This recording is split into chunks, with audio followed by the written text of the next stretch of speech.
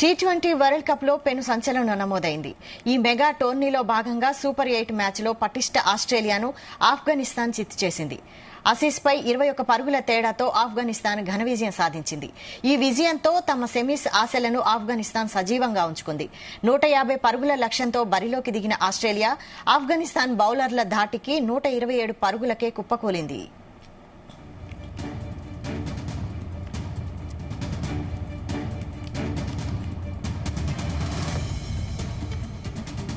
ఓ దశలో క్రీజ్లో మ్యాక్స్వెల్ ఉన్నప్పుడు ఆసీస్దే విజయమని అంతా భావించారు.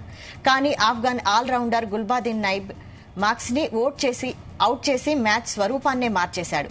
ఓవరాల్ గా ఈ మ్యాచ్ లో నైబ్ తన 4 ఓవర్ల కోటాలో 20 పరుగులిచ్చి 4 వికెట్లు పడగొట్టాడు. నైబ్ తో పాటు నవీన్ ఉల్ హక్ 3 వికెట్లు పడగొట్టాడు. ఇక ఆసీస్ బ్యాటర్లలో గ్లెన్ మాక్స్వెల్ 59 పరుగులు మినహా మిగతా బ్యాటర్లంతా దారుణంగా విఫలమయ్యారు.